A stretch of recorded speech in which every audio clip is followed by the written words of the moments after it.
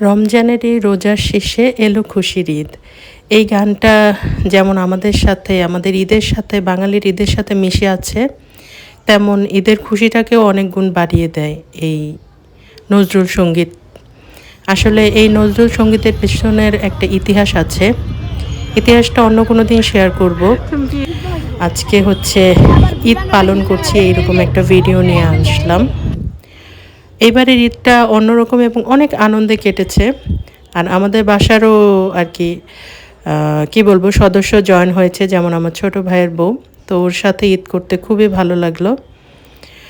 আর ঈদে আমরা কি করলাম, কোথায় কোথায় ঘুরতে গেলাম, এইটা নিয়ে আজকের ভিডিও। ম্যাক্সিমাম ঈদ হচ্ছে খুশি, আনন্দ, খাওয়া দাওয়া, এইসব ব্যাপার। তো এমনটাই কেটেছে আলহামদুলিল্লাহ। আসসালামু আলাইকুম, সবাই কেমন আছেন? আশা করছি সবাই অনেক অনেক ভালো আছেন। আমি আল্লাহর রহমতে ভালো আছি। এই ভিডিওটি শুরু করছি হচ্ছে চাঁদ রাতের ভিডিও থেকে। আমরা কিছু কিছু জিনিস চাঁদ রাতে বানিয়ে রাখি, আমার আম্মু আর কি বানিয়ে রাখে, যে এরকম ডেজার্ট জাতীয় যেই সব জিনিস, এইটা আর গরুর মাংসটা, যেই জিনিসগুলা যত বাসি হয় অত মজা লাগে, এই ধরনের জিনিস বানিয়ে রাখে। আর আমাদের এইবার বানানো হয়েছে 2 ধরনের সেমাই, জর্দা, গরুর মাংস, আর হচ্ছে ঈদের দিনের একটা স্পেশাল একটা ডিশ থাকবে, এটা পরবর্তীতে দেখাচ্ছি। এই যে একটু মেহেদি দিতে বসেছিলাম, আর এর মধ্যে আমার মেয়ে এসেছে, তুরু শুরু করেছে। পরে আর দেইনি, যে ও কী থেকে কি করে ফেলে। মেহেদি দেওয়ার থেকে মেহেদিটা নষ্টই হবে আর কি বেশি।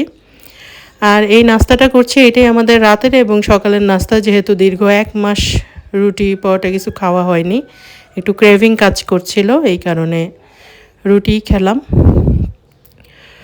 আর হচ্ছে তেমন কিছু করা হয়নি। ঈদের সকালে জেগেছিলাম, বাট দুপুরের দিকে ঘুম দিয়েছি। ঘুম দিয়ে উঠে ফাইনালি হচ্ছে ঈদ পালন শুরু করলাম এখন থেকে। যেহেতু আমার বাচ্চা রাতে ঘুমায় না, আপনারা সবাই কম বেশি জানেন। তো দিনে একটু ঘুমিয়ে নিয়ে এখন এই দুপুরে আমি উঠে দেখি আম্মু বানিয়ে ফেলেছে স্পেশাল ডিশ। এটা আমার দেখানোর ইচ্ছে ছিল, কিন্তু লাস্ট পর্যন্ত আর রেকর্ড করতে পারিনি।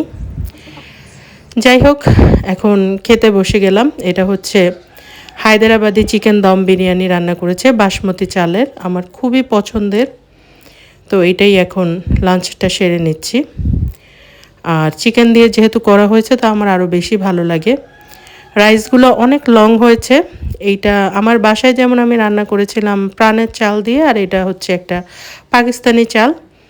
তো এটা দিয়ে আরও বেশি ভালো হয়েছে। এই চালটা আরও এক্সট্রিম লেভেলের লং আর কি। আমি দেখানোর বারবার চেষ্টা করছি, অত নিখুঁতভাবে আসছে না, তাও বোঝা যাচ্ছে রাইসটা কতটুকু লং। আর খেতে এতটাই দারুণ হয়েছে, মনে হচ্ছিল যে কোনো রেস্টুরেন্টে বসে খাচ্ছি। আলহামদুলিল্লাহ, ঈদের একেবারে ফার্স্ট মেলটাই খুব মজা হয়েছে এবং একদম পারফেক্ট হয়েছে। ঈদের আনন্দটা আসলে এইরকম, একা একা আনন্দ করে তেমন কোনো মজা পাওয়া যায় না। যদিও সবার সাথেই ঈদ করা হয়, ঈদ তো আর একা পালন করা হয় না। তারপরও এইবার নতুন সদস্য নিয়ে ঈদ করব, ভালো লাগছে। আর হচ্ছে এখন একটু বের হব বাইরে ঘোরাফেরা করার জন্য। এই যে আপনাদের ভাইয়া নিয়ে আসলো। জায়গাটা কোন জায়গা সবাই চিনতে পারছেন কম বেশি, দিয়া বাড়িতে গিয়েছে। এই জায়গাটা আমাদের জায়গা থেকে অনেক কাছে, আমাদের বাড়ি থেকে বা বাসা থেকে। যেহেতু আজকে দূরে কোথাও গেলেও সমস্যা নেই, কারণ ঢাকা শহরে জ্যাম একদম কমে গিয়েছে, কোনো জ্যাম নেই। তারপরও অত বেশি ট্রাভেল না করে বাচ্চা কাচ্চা নিয়ে কাছে কোথাও ঘুরতে গেলে বেশি বেটার হয়, যেহেতু একটু দেরি করে উঠেছি। দূরে কোথাও যেতে হলে রাত হয়ে যাবে। আর মানে এমন একটা সময় চাচ্ছিলাম যে কিছুটা দিনের অংশ পাই, আবার রাতে তো ঘোরাঘুরি করাই যাবে, কোনো সমস্যা নেই। এই জন্য কাছেই চলে আসলাম। আর এখানে কায়াকিং করছিল কিছু লোক, ভালোই লাগছিল। কায়াকিং তো আর আমাদের দিয়ে সম্ভব না, তাও একটু দেখে নিলাম। বেশ ভালো একটা সবাই এনজয় করছে। আর ঈদ মানে তো ঈদই একটা, সবার মধ্যে ঈদ ভাইব থাকে। এই সময়টা বাইরে ঘুরতে খুব ভালো লাগে, আর সবারই মন মেজাজ ফুরফুরে থাকে। মানে দেখা যায় কি অন্য কোনো আমার স্পেশাল ডেতে আমার ভালো লাগা কাজ করে, আর ঈদ এমন একটা দিন সবার ভালো লাগা কাজ করে, সবারই ন্যূনতম একটা নতুন অনুভূতি বলো, কম বেশি যেইটাই হোক। আই মিন ফেস্টিভ্যাল যেটা পালন করতে আমরা বা আমি খুব পছন্দ করি। ওই হিসাব করেই বের হয়েছি। দেখা যাক, আলহামদুলিল্লাহ এখন পর্যন্ত ঈদ ভালো কেটেছে, সবার সাথে দেখা সাক্ষাৎ হলো, আর হচ্ছে ঘোরাঘুরিও চলছে, সবাই ঘুরছে, শুধু আমার একার আনন্দ না। নৌকায় উঠতে পারি না। এখন আমরা একটা রেস্টুরেন্টে বসে পড়েছি, ওই দিয়াবাড়ির ওইখানেই, স্পাইসি বাইট এই এটার নাম। এখানে আর অনেকগুলো খাবারের দোকান আছে, ওই যে খুলনা ওই যে হাঁসের মাংস, তারপরে চাপটি, এগুলো যে বিক্রি করে, এরকম খুলনা চুই ঝাল এই টাইপের অনেক দোকান আছে। এখানে চায়ের দোকান আছে, মানে একটা ফুড কার্টের মতো, যে যেখান থেকেই পারচেস করুক এক জায়গায় বসলেই ওখানে খাওয়া যায়। এটা আমার কাছে ভালো লাগে। আমার লুকটা এরকম ছিল, আর বেশি সুন্দর ছিল আমার পিছনের এই গাছে বাতি লাগানোর দৃশ্যটা। আমি বললাম একটু রেকর্ড করো, আপনাদের ভাইয়াকে বলে রেকর্ড করালাম। ভালো লাগছিল, চারপাশে সব ভাইবে ভালো লাগছে। ওয়েট করছি খাবারের অর্ডার দিয়ে। বাসা থেকে একদম ভরপুর খেয়ে এসেছি, তেমন কিছু খাওয়া চলবে না, একটু স্ন্যাক্স জাতীয় কিছুই ভালো। এটা হচ্ছে চিকেন পপকর্ন আর ফ্রেঞ্চ ফ্রাইটা নেওয়া হয়েছে আমার মেয়ের জন্য, ওর থেকে বেশি আমরা দুইজনই খেয়েছি। ওকে এইসব জিনিস একটু কমই দিতে চাই। যাই হোক, চিকেন পপকর্নটাও মজা।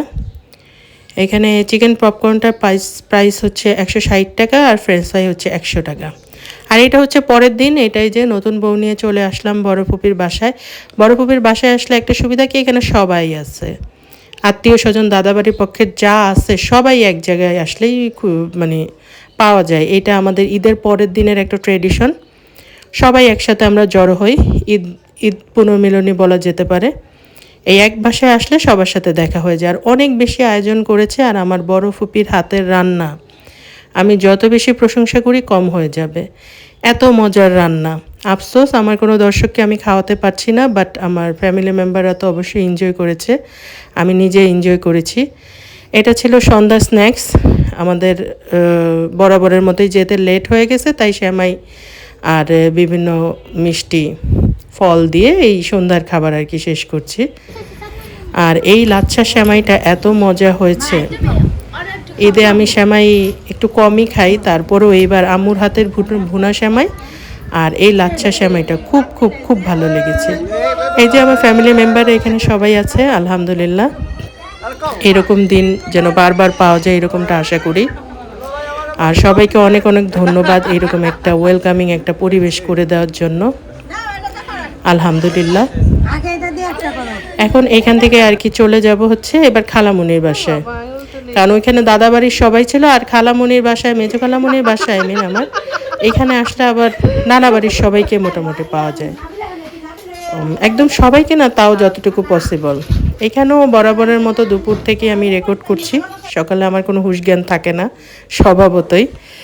তো যাই হোক, এই যে দুপুরের লাঞ্চ, এখানে অনেক কিছু তৈরি করেছে আমার খালামুনিও। আমার বড় ফুপির রান্না যেই রকমই মজা, আমার খালামুনির রান্নাও অনেক মজা। হয়তো সিনিয়রিটি হিসেবে বড় ফুপির রান্না ওই লেভেলের মজা, আবার জুনিয়রিটি হিসেবে আমার খালামুনির রান্না আবার এই লেভেলের মজা দুইজনেরটাই এইরকম। যাক, এখন খাওয়া দাওয়া করতে বসে গেলাম। মোস্ট প্রবাবলি আমি সব কিছু একসাথে নিয়ে বসেছি যেন আপনাদেরকে দেখাতে পারি, নয়তো আমি একটা একটা জিনিস নিয়ে হয়তো খেতাম। যাক, এখন শুরু করা যাক, বিসমিল্লাহ করি। পোলাওটা বেশ দারুণ হয়েছে, ঝরঝরে একটা পোলাও। এখানে চিকেনের পিসটা বেশ বড় মাশাল্লাহ, এবং আমি শেষ করে ফেলবো। খালামুনির হাতের রান্না তো আমি শেষ করেই ফেলবো। যাই হোক, একটা লেগ পিস নিয়ে নিয়েছি। আমার আগে বেস্ট পিসটা বেশি ভালো লাগতো, কিন্তু এখন আমি চেঞ্জ হয়ে আমি এখন আবার লেগ পিস পছন্দ করা শুরু করেছি। তো আমি বারবার বলছিলাম যে আমি লেগ পিসই খাবো, ওইভাবেই আমাকে পরিবেশন করা হয়েছে। আলহামদুলিল্লাহ, খুব মজা হয়েছে খাবারটা। আর এখানে গরুর মাংসের এই পিসটা তো খুবই ভালো, দেখে মনে হচ্ছে যে ছিটতে একটু কষ্ট হচ্ছে, কিন্তু না, ওই রকম কিছু না, খুব ভালো টেন্ডার হয়েছে। বাসার খাবার আর কত মানে প্রশংসা যতই করি খুব কম। দোকানের খাবারকে কম্পেয়ার করা যায়, বাসার খাবার আসলে কখনোই কম্পেয়ার যোগ্য না। এটা স্মৃতিচারণ, মানে ছোটোবেলা থেকে খেয়ে আসছি এই ফুপির বাসা, খালামুনির বাসা, একদম ছোটোবেলা থেকেই তো টেস্ট করে আসছে, এবং আলহামদুলিল্লাহ এখনও আমরা এই রকমটাই আসি। আর দোয়া করি সামনেও যেন এমনটাই থাকতে পারি। আমাদের নতুন যেই বউরা আছে আলহামদুলিল্লাহ আমাদের সাথে এইভাবেই মিলেমিশে থাকুক, এই দোয়া। খাওয়া দাওয়া শেষে এখন শেষ পাতে হচ্ছে দই খাবো। আরও অনেক কিছু আছে যা রেকর্ড